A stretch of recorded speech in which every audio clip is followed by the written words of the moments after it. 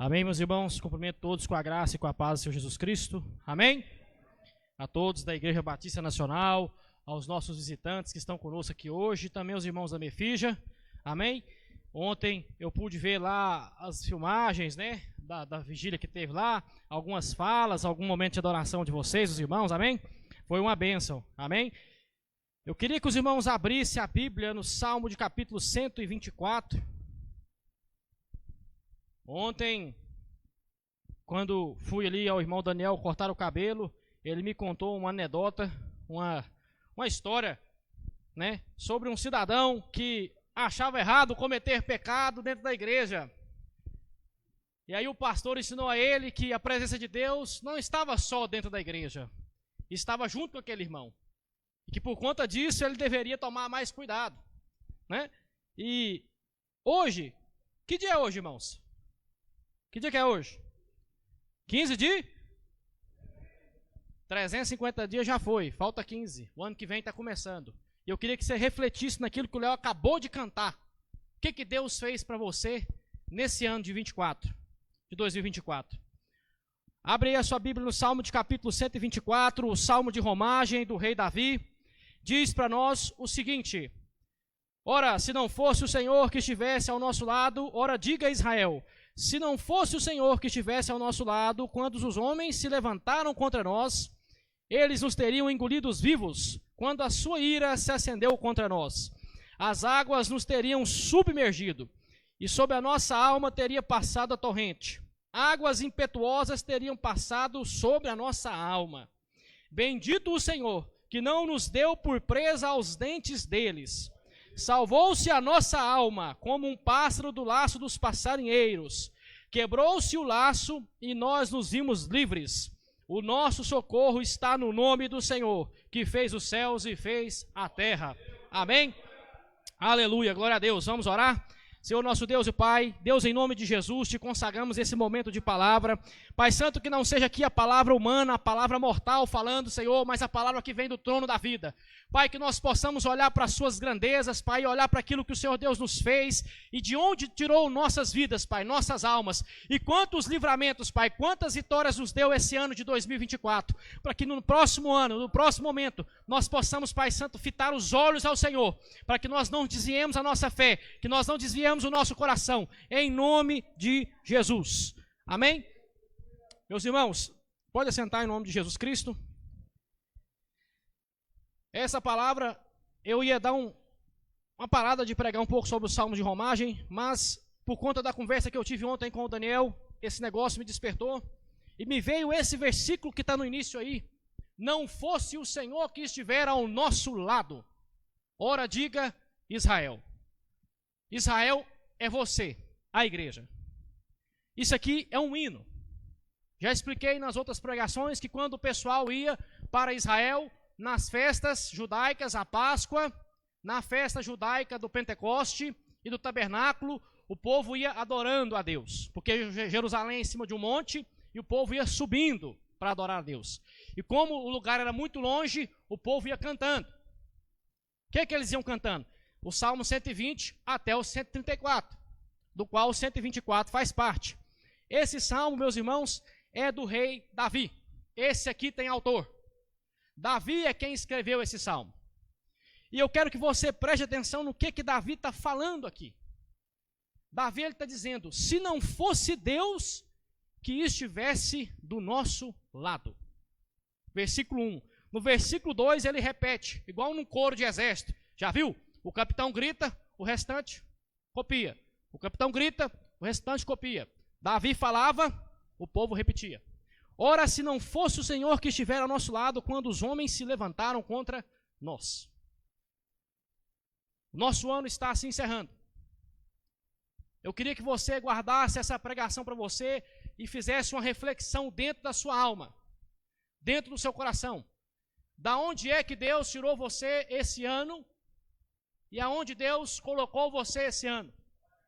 Alguns aqui que já acenaram a cabeça para mim, porque Deus deve ter dado uma vitória muito grande. Amém? Então, eu quero que você pense nisso. E sabe por que você está aqui hoje? Porque o Senhor estava ao seu lado. Olha, A palavra diz, quando os homens se levantaram contra nós. Davi era um guerreiro desde a sua infância, da sua juventude. Ele era acostumado a matar leões, matar urso, matar gigante com 17 anos. Um homem que era um capitão de exército. E existia um hino em Israel que dizia que Saul matava 1000 e Davi matava 10.000. E a palavra do Senhor diz que era um homem combatente.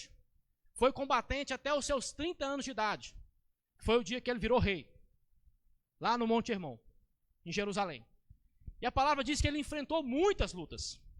Mas ele está dizendo aqui para mim e para você, que todas as lutas que ele enfrentou, o Senhor esteve com ele. E eu quero te dizer, meu irmão, para nós, aqui, hoje, que Deus esteve conosco todos esses dias. Porque Ele tem um pacto e uma aliança conosco. Quando Ele diz que Deus estava do lado de Israel, Deus está do lado da sua igreja. Ontem na minha casa eu falava sobre o pacto que Deus tem com o seu povo. É um pacto, uma aliança no qual Deus oferece a salvação, sem estar requisitando 1 centavo meu e seu. Sem estar requisitando um esforço físico meu e seu. Ele só quer 2 coisas: arrependimento e fé. E a partir do momento em que você se arrependeu e creu, você está dentro desse pacto. Você está inserido nesta aliança. E o Senhor passa a estar do seu lado. Os homens se levantaram contra nós, são um tipo de adversidade. O que é isso, irmão Túlio? Problema. Né? Problemas que nós enfrentamos na nossa rotina, no nosso dia. E aqui, Davi, como ele é um homem que já teve muita experiência no campo de batalha, e um homem que conhecia muito bem a palavra de Deus, ele vai trazer para nós alguns exemplos. Mas antes, eu queria que você pensasse na presença de Deus na sua vida. Eu estava conversando com o André ali, sobre Romanos capítulo 8, do versículo 1 ao 3, quando Deus ele afirma para nós que através de Jesus Cristo, em semelhança da nossa carne, condenou o pecado que nós tínhamos. Quando você aceitou Jesus, Deus pôs a sua ficha limpa, retirando os seus pecados e lançando sobre as costas de Jesus. Maravilha. E Deus faz um ato contrário, ele tira a santidade de Jesus e joga nas suas costas. Quando Deus olha para mim, olha para os irmãos, ele não vê mais a figura de homens pecadores somente. Ele vê homens pecadores que estão cobertos com o sangue de Jesus. E é por isso, ainda falei para o André, é por isso que Deus não despeja sobre nós a sua ira. Mas a Bíblia diz que Deus também oferta a nós algo maior. Ele diz que Deus oferta a nós o seu Espírito. E a Bíblia vai dizer que o seu Espírito está comigo, está com você, a partir do momento que você aceitou Jesus. Você lembra que nós estamos falando de Davi. E quando Davi ele virou rei, teve uma coisa que ele fez que o outro rei, que era Saul, não tinha feito. E o que era? Ele mandou buscar a arca da aliança, que era o símbolo da presença de Deus. E a Bíblia diz que ele mandou trazer. Na primeira tentativa tem um acidente, do qual um homem chamado Uzá bota a mão na arca e morre. E Davi, com medo, ele deixa a arca guardada por alguns meses para poder trazer para Israel. E ele faz um holocausto. A cada 6 passos, a gente faz um holocausto. A cada 6 passos, a gente faz o segundo. E assim foi até a arca chegar em Jerusalém, naquilo que era chamado de tabernáculo. Ainda não tinha o templo. A palavra de Deus vai dizer para nós, lá em Coríntios, no capítulo 6, 19 e 20, que eu e você, na nova aliança, é que somos a arca. Nós é quem somos o templo. É nós quem carregamos a presença de Deus. Então eu queria dizer para você, meu irmão, que Deus está contigo em todo momento. E nós pensamos nisso de uma maneira muito leviana. Sabe por quê? Ontem eu conversava com o Daniel e ele disse algo muito interessante. Ele disse que nós provamos que nós somos crentes é quando ninguém está vendo. Nós provamos que cremos em Deus é quando ninguém está vendo. Porque quando nós estamos perto das pessoas, nós tentamos manter nossas aparências. Mas quando nós estamos no secreto com Deus, não tem como nós inventarmos moda. Não tem como nós fingirmos uma coisa que nós não somos. Sabe por quê? Porque a Bíblia diz que Deus conhece o meu e o seu íntimo. A minha e a sua mazela.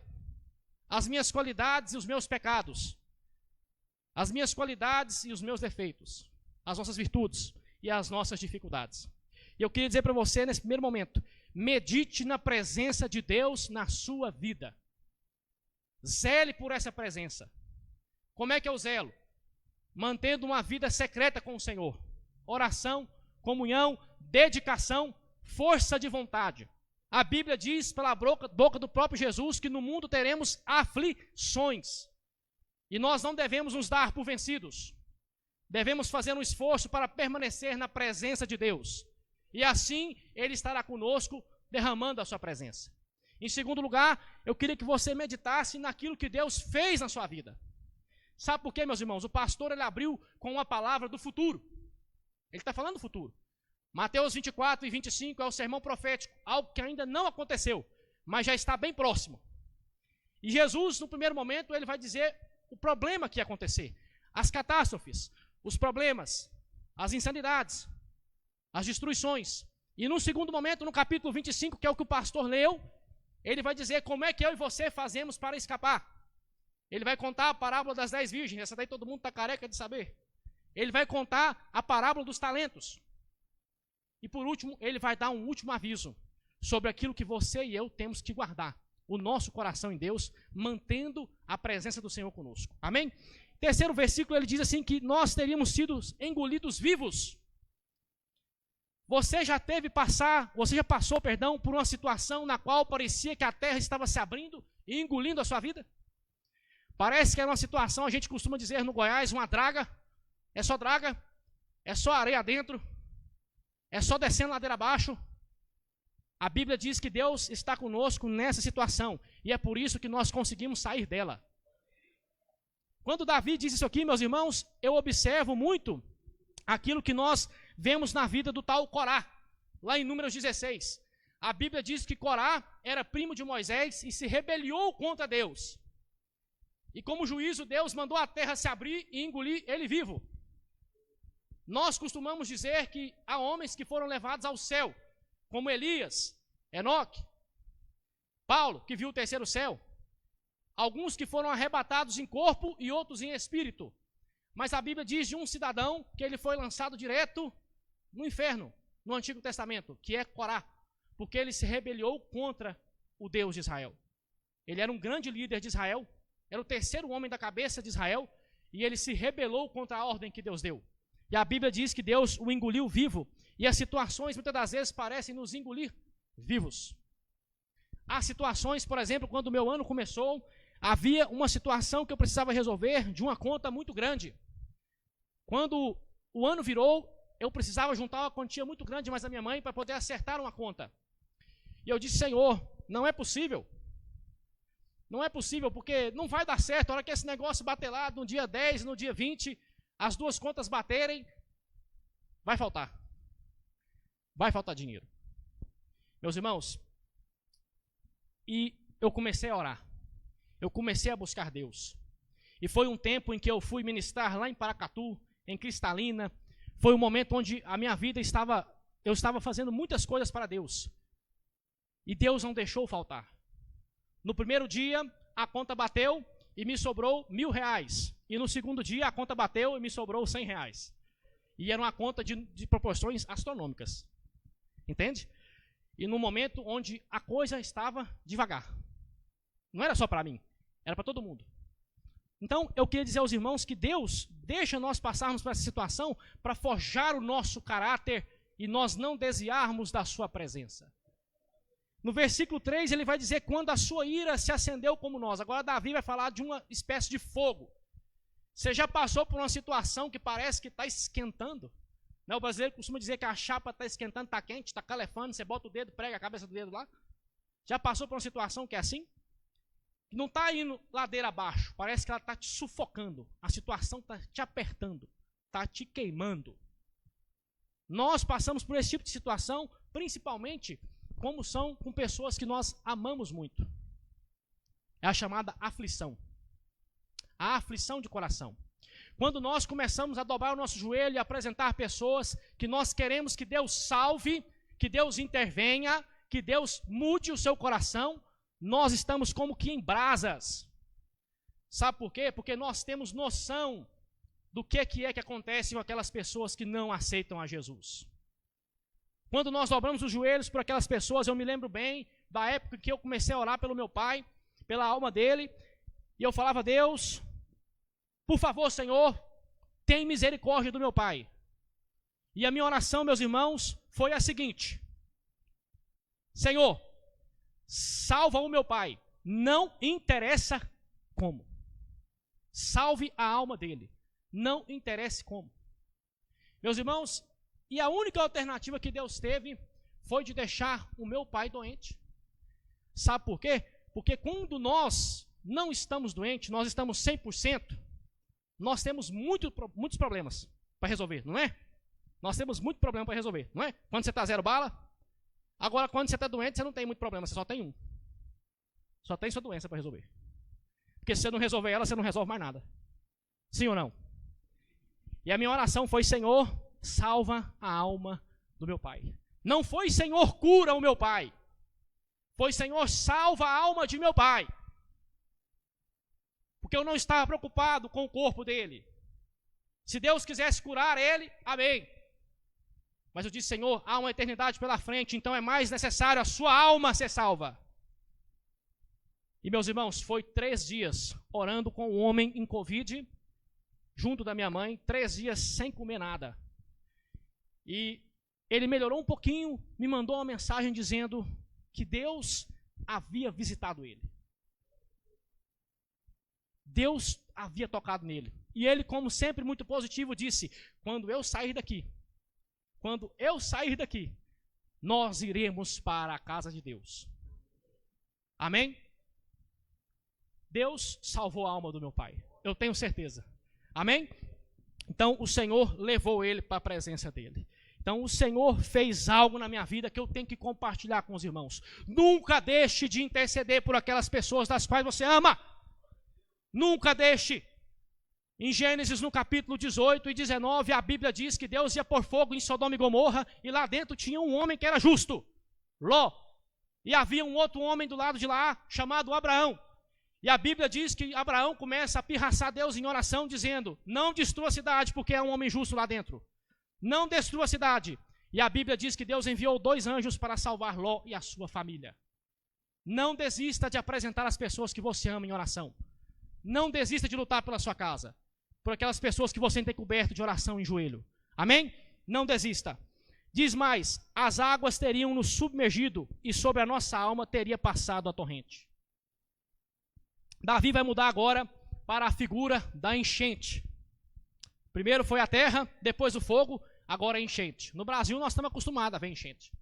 Nós estamos acostumados a ver esse tipo de acontecimento. A água tem uma força sobrenatural. Parece que tudo onde encosta, ela derruba. E é por isso que a Bíblia diz que Deus, quando Ele envia o seu Espírito, é como água. Por isso que onde nós recebemos o Espírito de Deus, tudo aquilo que não vem do Senhor é derrubado. Tudo aquilo que não vem de Deus é lançado por terra. E aí ele vai dizer para mim e para você: a nossa alma teria sido passada pela torrente e águas impetuosas teriam passado sobre a nossa alma. A palavra está dizendo para nós que há situações que parecem que vão nos afogar. E aonde é isso? Aonde é que acontece mais isso? Eu estava pensando e eu disse a vocês que as batalhas, as lutas podem ser como fogo, como a terra, e as nossas orações por aqueles que amamos é como um fogo. Mas e aonde as águas, elas parecem nos afogar? Aonde parecem? Os problemas que nós enfrentamos no nosso cotidiano.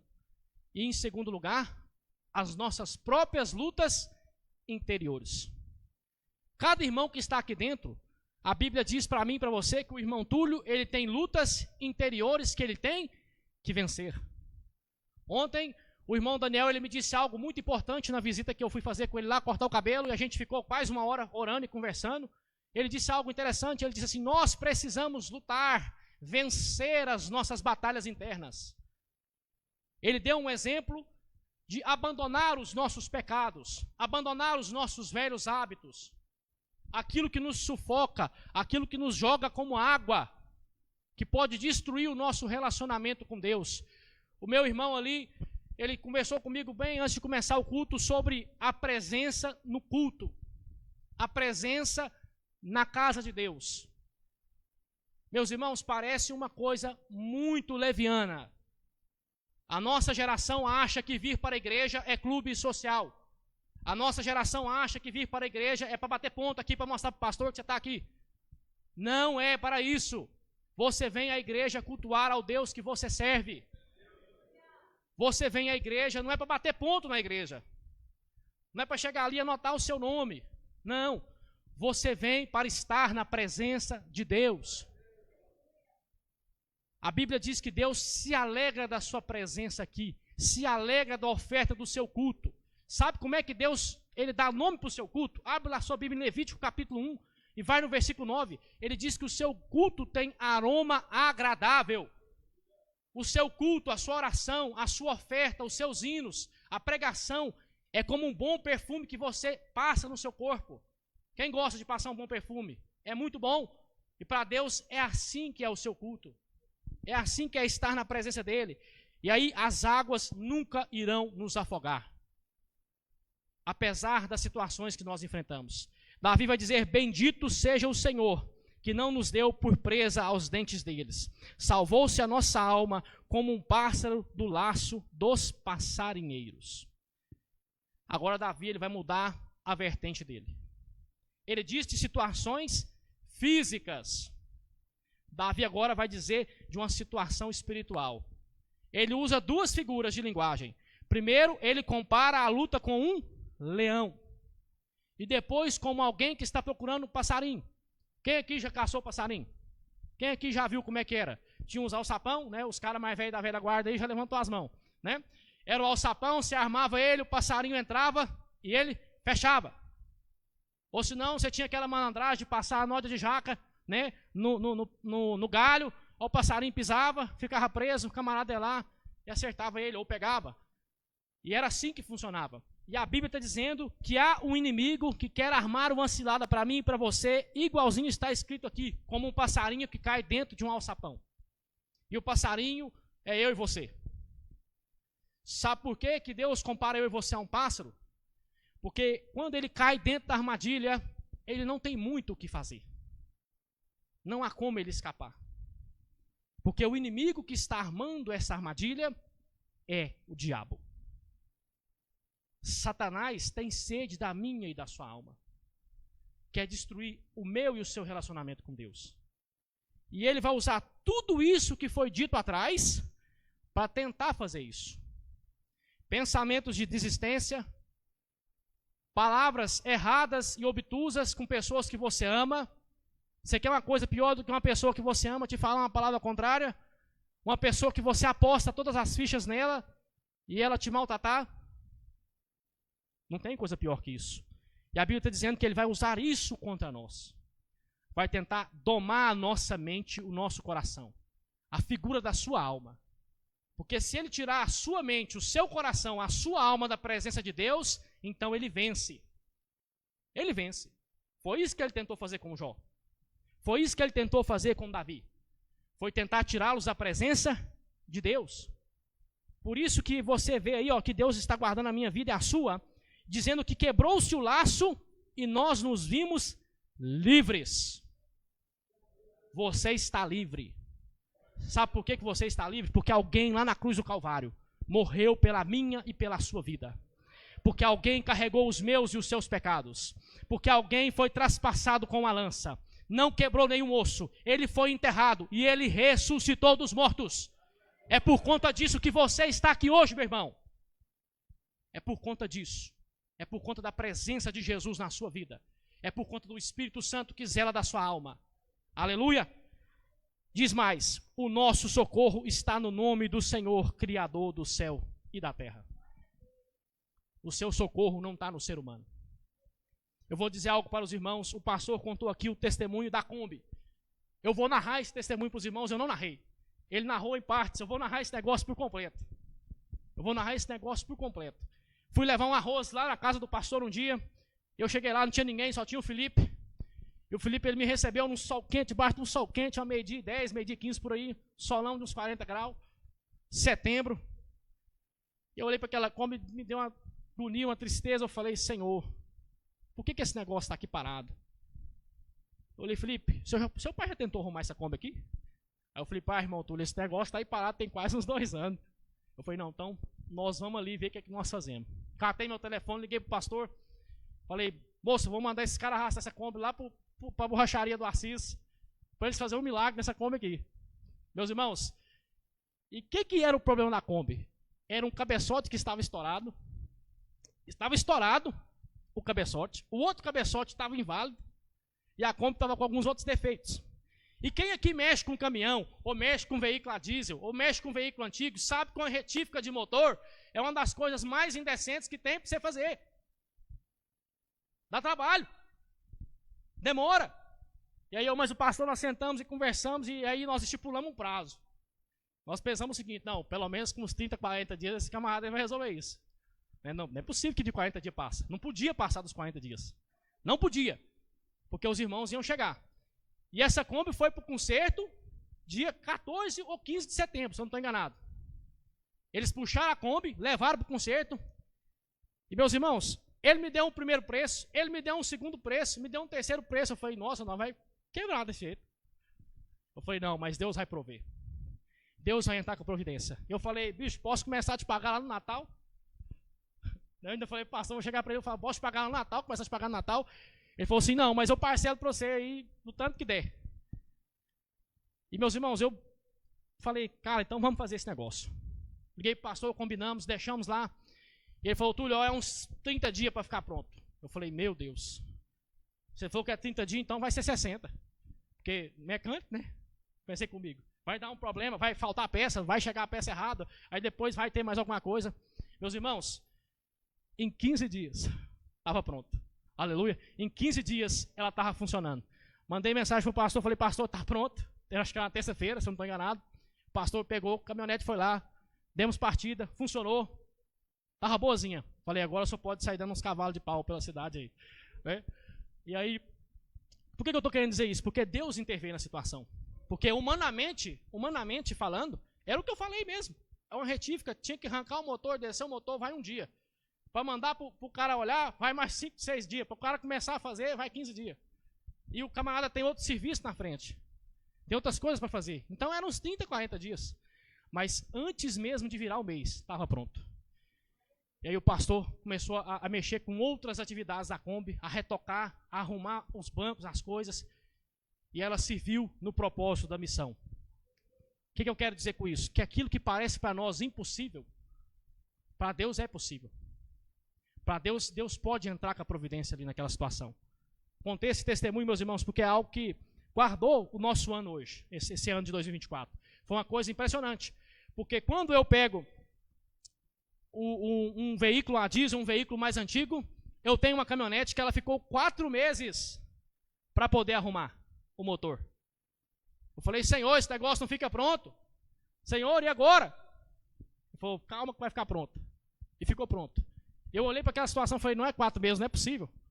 Né? E foi apenas 15 dias. Então Deus interveio. O nosso socorro está no nome do Senhor que fez os céus e fez a terra. O nosso socorro não depende de pessoas mortais. O nosso socorro depende do Senhor. O meu socorro vem de Deus. A Bíblia diz, clama a mim e responder-te-ei e te anunciarei coisas grandes das quais você ainda não viu. Você não viu o que Deus pode ver fazer na sua vida, sabe por quê? Porque você não está clamando. Clame ao Senhor, busque ao Senhor, entregue ao Senhor aquilo que você quer que seja feito. Agora que eu falei para você olhar para trás e ver o que Deus fez na sua vida esse ano, da onde Deus tirou você esse ano, o que Deus realizou na sua vida esse ano, eu quero que você pense no que você vai orar para o próximo ano. Dentro em breve eu tenho certeza que o pastor vai lançar a campanha do Projetando 2025 e eu quero que você já comece a pensar sobre isso. Porque a Bíblia diz, no livro de Provérbios, no capítulo 3, que eu sei que foi pregado aqui na sexta-feira, uma parte dessa pregação, eu não estive aqui, mas eu escutei, e eu quero dizer a você que Deus guarda os seus passos, como foi pregado aqui. Você faz os planos, mas o Senhor dirige os passos. Confia no Senhor, o seu caminho, e Ele tudo fará. Amém? Comece a pensar naquilo que você quer. Comece a pensar naquilo que você quer que o Senhor te entregue, te ajude a fazer. E não só peça, mas se dispõe a Deus para fazer também. Se dispõe a Deus para fazer. Levante a sua mão e diga: Senhor, eu quero estar na sua presença. Senhor, eu quero um ano abençoado. Senhor, eu quero vencer no próximo ano. Amém? Aleluia. Levante-se e vamos orar no nome do Senhor Jesus Cristo. Aleluia, glória a Deus. Que Deus possa abençoar. Faça uma oração de agradecimento ao Senhor por tudo que Ele tem feito na sua vida, como foi cantado, aos grandes milagres, às grandes maravilhas, a tudo aquilo que Ele tem feito na sua vida, na sua casa, na sua família, nos seus filhos, no seu trabalho. Deus, em nome de Jesus, aleluia, nós te agradecemos, Senhor, por este culto, verdade, por esse momento, Pai, na sua presença, por esse louvor, por essas ofertas, Pai. Pai, te agradecemos por esse ano de 2024, Senhor. Pai, te agradecemos por todas as coisas que nós passamos, Pai. E que em tudo o Senhor esteve conosco. Em todos os momentos não deixou nada a faltar. Em todos os momentos foi socorro, porque o nosso socorro está no nome do Senhor, aleluia, que fez os céus e a terra. Glória em todos os momentos o seu Espírito esteve conosco, nos dando direção. Pai, em nome de Jesus, nós te agradecemos, Pai, por esse ano. Pai, em nome de Jesus, oramos também pelo próximo ano que se apresenta. Pai Santo, prepara o nosso coração, para que onde Deus esteja, nós estejamos. Para que onde Deus faça, nós estejamos. Para que Deus venha fazer em nossas vidas e a sua presença se manifeste dentro da nossa alma. Em nome de Jesus. Que aquelas pessoas que estão de fora possam olhar para nós e dizer: eles servem a Deus. Eles estão com Deus. E Deus está com eles em nome de Jesus. Aleluia.